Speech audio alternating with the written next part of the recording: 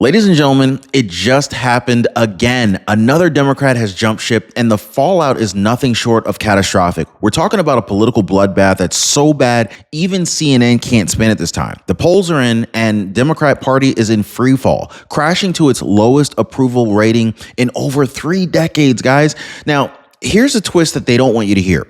This didn't happen by accident. This was a trap. This was one that they set for Donald Trump. But they're the ones that fell right into it. They thought that the shutdown was going to break him, but instead the shutdown broke them. So while President Trump's approval climbs, the Democrat establishment is splintering from within. I mean, you got party leaders that are caught admitting on camera that they're using your pain, your missed paychecks, your grocery bills, your livelihood as leverage for their political games. And so now their own members, they're defecting to the GOP saying, we don't even recognize our party anymore. This isn't just bad optics. This is a total collapse of the Democrat brand. The very strategy that they believe was going to humiliate Trump has turned into a nationwide humiliation for them. Now think about that for a second, okay? Same people who preached for the working class are now blocking pay for the working class, the federal workers. The same people who said unity, they're now tearing each other apart on live TV. And the same people who claim to save democracy,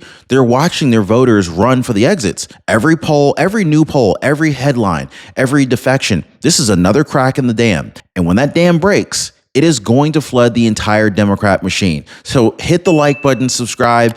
In today's report, I want to break down exactly how all of this unfolded, how the so-called shutdown strategy became the Democrats' biggest self-own in modern history, how President Trump quietly outmaneuvered the entire DC establishment. Drop a 4D trust down below, guys, and how ordinary Americans are finally saying, look, enough.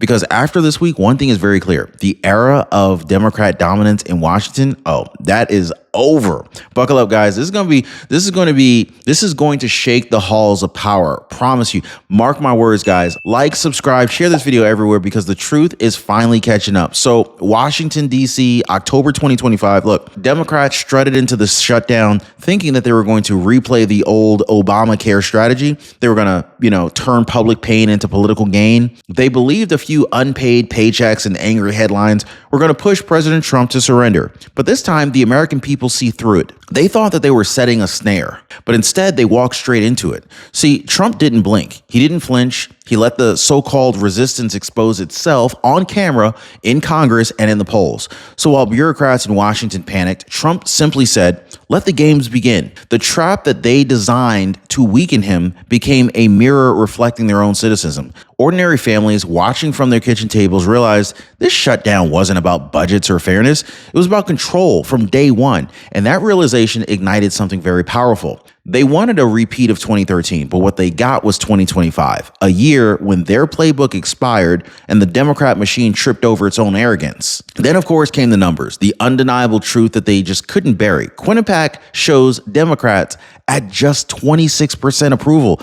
The Wall Street Journal and NBC News confirmed it. This is their lowest rating in 35 years. 35 years, guys. This ain't a dip. This is a historic implosion. Meanwhile, President Trump's approval rating, it's rising, it's holding steady, or it's climbing a point each week of the shutdown. So every week that this shutdown goes on, President Trump's approval rating continues to climb. This is unprecedented. Independent voters are breaking rights, union members are flipping, and blue-collar America, the same workers that the left abandoned, is lining up behind the president. Now, think about that, okay? The man that they swore would be destroyed by a shutdown, he is the man who is the one that's gaining the momentum from it. Every chart, every poll, every headline screaming the same message. The Democrats' shutdown strategy completely backfired. The trap didn't just fail. It became a polling bloodbath, and you can see the fear in their eyes right now. They blame the pollsters, the messaging, the media, but deep down, they already know the problem isn't the numbers. The problem is them. And so while we're talking about people finally waking up to how much control Washington has over their lives, let me ask you something a little bit more personal. When your grandkids look back, what do you want them to remember? A grandparent stressed about Medicare bills, or one that was free to enjoy life with them? This is why I partner with Chapter, because they protect your Medicare coverage so that you can protect your family time. Now, you would be absolutely amazed how many people are making that simple call and finding out that there's actually peace of mind to be had. Now, one of our viewers, she said, thanks to Chapter, my Medicare plan finally feels like it's helping me and not stressing me out. So let me ask you, what promise do you want to keep with your grandkids? Now, most people are already calling the phone number right there at the bottom of your screen, or they're visiting askchapter.org/Ron right now. That phone number again is 909-563-8279. Oh, and listen to this message from one of our subscribers. This is from To Tell the Truth 5008. She said, I called Chapter, changed plans for next year, saved over $1,000 per year, plus lower copays on doctor visits and medications. Great deal. Thanks, Ron. Look, this is what it's all about. Freedom, security, and knowing that your family's future is in your hands, not theirs. Now, here's where it gets really delicious. When even CNN starts sounding like they're reading straight out of Art of the Deal. Harry Enton, their own senior data analyst, he went live and he admitted President Trump's approval rating went up during the shutdown, not down. He said it went up. He said it very plain. He said plain as day. The shutdown hasn't hurt him at all. Let that sink in, guys. The same network that spent 8 years attacking Trump, now forced to confess that he's beating them at their own game. So then came the Washington Post. Their editorial board nearly choked on their own headline, saying Democrats walked into Trump's shutdown trap. And as if that wasn't enough, USA Today piled on and said that Democrats have nothing to show for their standstill. So when your own propaganda outlets start describing you as the losing side, that's not politics, that is surrender. When even the legacy press admits the strategy failed, you're watching history repeat itself in reverse. But if you thought that the optics couldn't get any worse, buckle up, guys, because this week the Senate delivered a knockout moment that stripped away whatever illusion of compassion the Democrats had left. Political Pro reports that Senate Democrats rejected a Republican proposal to pay federal workers during the shutdown. Democrats rejected paying federal workers. Guys, they're literally trying to punish people to make them feel the pain of their decisions. Think about that. Republicans wanted to make sure American families didn't miss their paychecks, but the Democrats said no to that. I can't make this stuff up. Literally, guys, you have to share this because so many people don't believe that the Democrats are literally trying to harm the American people, but this is proof. They said no because they want those families to feel the pain. Now, to them, every missed paycheck was leverage. Every suffering worker was a talking point. Does that sound fair to you? Drop a fair if you think that's fair. Drop an unfair if you think that's unfair. This was one of the most revealing moments of this entire crisis. They looked millions of Americans in the eye and they said, we need your hardship to win. And the American people noticed. That rejection didn't just make headlines. It made hearts harden. Because once you show the public that their misery is your strategy, you can't ever pretend to care again. So here's what's really wild. This shutdown wasn't even about budgets. It was a political replay straight out of the Obama years. The Las Vegas Review-Journal nailed it, saying Democrats weren't fighting for the American people. They were trying to revive the old Obamacare trap. Now, you guys remember 2013? Back then, Democrats weaponized a shutdown to frame Republicans as cold and heartless. But fast forward to 2025, and they tried it again. Only this time, Trump flipped the script. Classic 4D chess move, right? Their obsession with restoring subsidies for illegal migrants and protecting blue state pet projects showed everyone what they really value. It's not healthcare. They value control. They even demanded money for PBS, NPR, and gender policy offices while Americans struggled with rent and groceries. So when you hear Democrats screaming about the people, just remember, they're fighting for programs that keep their donors happy, not you.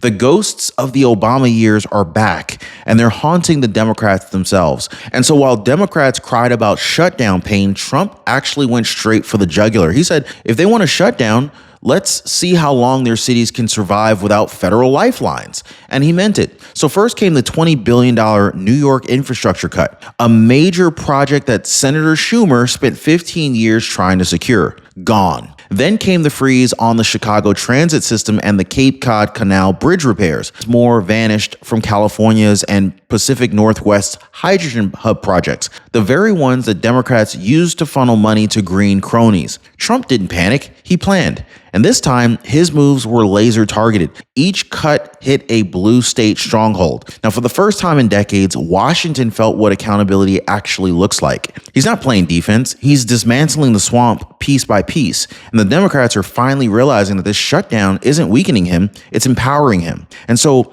just when you thought that the Democrats couldn't dig the hole any deeper, they grabbed a bigger shovel with a pointier tip. So first, we had Chuck Schumer smiling like a maniac on camera saying, every day the shutdown continues gets better for the Democrats. Better? Tell that to the military families that are missing paychecks, Chuck. Tell that to the single parents who are working 2 jobs who just want their tax refund. Then, of course, there's Catherine Clark, the number 2 Democrat in the House, made it even worse. She said shutdowns are one of the few leverage times we have. Translation, your suffering is our bargaining chip. I mean, you just couldn't script this kind of political suicide. Are these people just complete idiots on the Democratic side? I mean, these moments here went viral, not because conservatives pushed them, but because normal Americans heard what they said and they recoiled. It was the mask slipping in real time. They admitted flat out that this whole crisis isn't about principle, it was about power from the very beginning. They said the quiet part out loud again, and they got caught. So here's where it gets raw, okay? So while blue states demand funding for clean energy hubs and art grants, working families in middle America, they're begging for relief. Families can't afford groceries, gas, or mortgage payments. But the Democrats' top priority? Keeping PBS and NPR funded. This is the same story every time. Elites get subsidies, regular people get slogans, and now, for the first time, those regular people, truckers, welders, nurses, small business owners, they're seeing what it is. They're watching Democrats fight for foreign aid and migrant housing while their own towns crumble. They're realizing that this isn't a shutdown. This is a showdown between 2 Americas. On the one side, you got the insulated coastal elite, right? But on the other side, the forgotten men and women that President Trump promised to defend. And guess what? He's doing it. This is why these polls are collapsing on the Democrats, because the left completely forgot something that was rather fundamental. Middle America isn't invisible anymore. They're awake, they're angry, they're downright pissed off, and they're not going to go back to sleep. And so just when the headlines couldn't get any worse, boom, another defection, this time from deep blue New Jersey. Alpine Councilman David Cooper Schmidt announced that he's leaving the Democrat Party and joining the GOP, endorsing the Republican gubernatorial candidate Jack Ciaratelli. And he didn't hold back either. He said the Democrat Party no longer represents us. It's become unrecognizable. That's not a one-off, guys. This is a trend. Democrats are switching to Republican 4-1 compared to the other direction. And it's not just small town councilmen. We've seen mayors, state legislatures, and lifelong voters walking away from the left in droves. Why?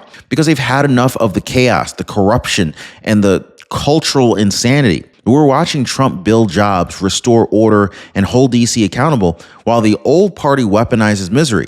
The message is loud and clear. America's working class has flipped. The stampede has begun, and it's not slowing down anytime soon. And you can feel it. The old Democrat empire, the one that was built on union loyalty and blue city donors and big media, is cracking from within. Cities once guaranteed blue majorities are now losing population, tax revenue, and party loyalty all at once. Union endorsements are splitting, fundraising is drying up, and those fancy think tanks in DC, they're panicking because the very people they mocked as flyover voters are taking over the conversation. That is poetic justice. For decades, Democrats pretended to speak for the working class while living off the globalist elite. Now, the working class is speaking for itself, and it's speaking in red. This isn't just a political realignment. This is a cultural one. From Pittsburgh to Peoria, Americans are rejecting the arrogance of the coastal elite. The facade is cracking, the foundation is shaking, and they know it. The party that once claimed to be for the people is collapsing under the weight of its own hypocrisy.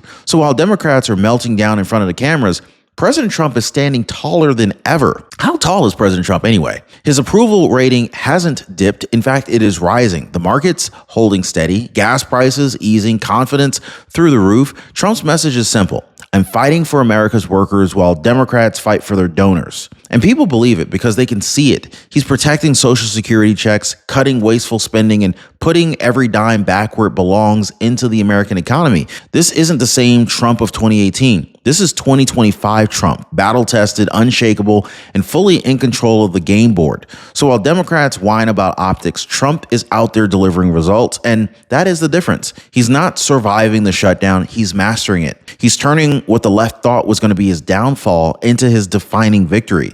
And once again, the man they underestimated just rewrote the playbook on political power. So here's where it all leads to 2026. If the trajectory continues, guys, Democrats are headed for the biggest midterm bloodbath in modern history. The numbers are already baked in: a 35-year low approval rating, defections across blue states, and a president who's not just holding the line, he's expanding it. Democrats tried to corner Trump with a shutdown, but instead they cornered themselves, trapped by arrogance, exposed by the polls, and abandoned by their own people. Voters have made up their minds. They're tired of the double standards, the virtue signaling, the political games.